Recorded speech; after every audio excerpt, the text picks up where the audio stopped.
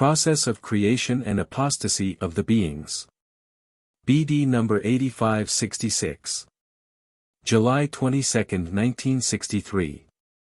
Believe me, I will gladly instruct you when I recognize your longing for truthful knowledge, because I only emanate light and this light permeates the darkness.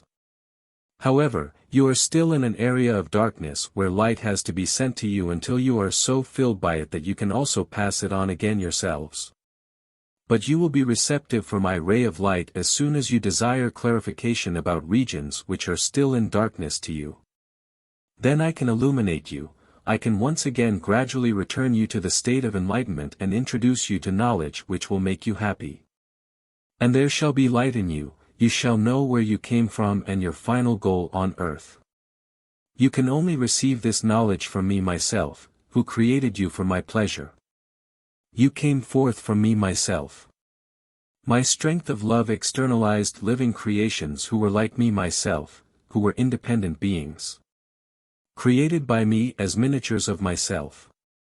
I gave life to these creations, that as they were able to create and work like me, they were also able to hear my voice and therefore knew of me myself as their God and Creator, and they were faithfully devoted to me and tremendously happy. But you humans know little or nothing about the kingdom of these once blissful spirits.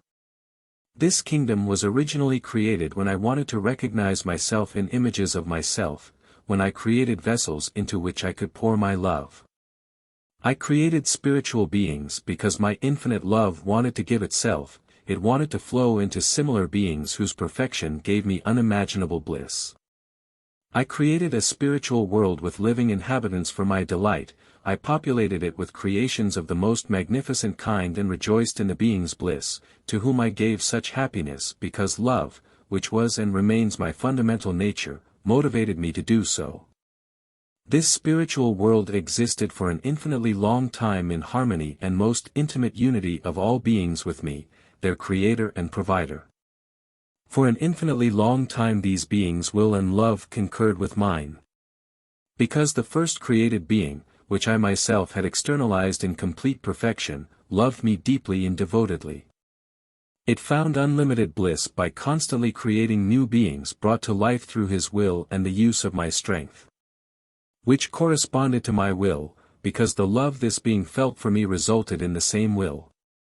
Consequently, there was no discord in the spiritual world, nothing contradicted my will, it was a world of unlimited happiness because all spiritual beings were teeming with light and strength and were able to create by using their own will.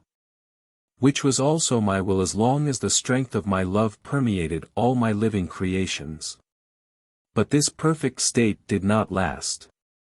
For I did not constrain the spiritual beings by my will, I gave free will to every single being as a sign of its divinity. The first created being, Lucifer, also had this free will. And he misused it. However, Lucifer could have voluntarily wanted the same as I myself and he would have been infinitely happy and remained so forever. But he misused his freedom of will and directed it wrongly, which resulted in a spiritual rebellion the consequences of which you humans cannot possibly understand.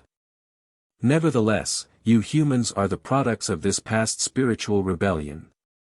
Lucifer, the first created being, with whom I was in constant contact through the Word, was able to think, as were all created beings, and therefore he was also able to infer a wrong meaning to my Word. He had free will and could therefore also change the direction of his mind. He was able to leave the law of eternal order and set up completely wrong concepts and, by doing so, caused mental confusion in himself as well as in the beings who followed him, which resulted in momentous consequences. He also transferred his wrong thoughts to the beings brought to life by his will and the use of my strength. A general opposition to me ensued, the beings resisted me, they no longer accepted my illumination of love unreservedly and thereby grew weaker and darker. They revolted against the law of eternal order, their thoughts made their own way. This resulted in an incredible chaos in the host of the first created spirits who then had to decide whom they should follow.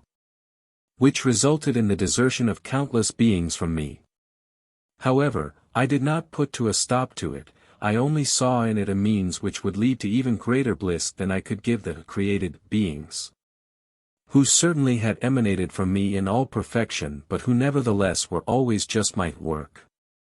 Now, after the apostasy from me, they had the opportunity to return again as children, which would heighten their bliss by far, because the return to me as a child has to be achieved entirely voluntarily, but then the being will be completely independent from me, my power and my will, yet it will exist totally within my will since, due to its perfection, it will have totally accepted my will.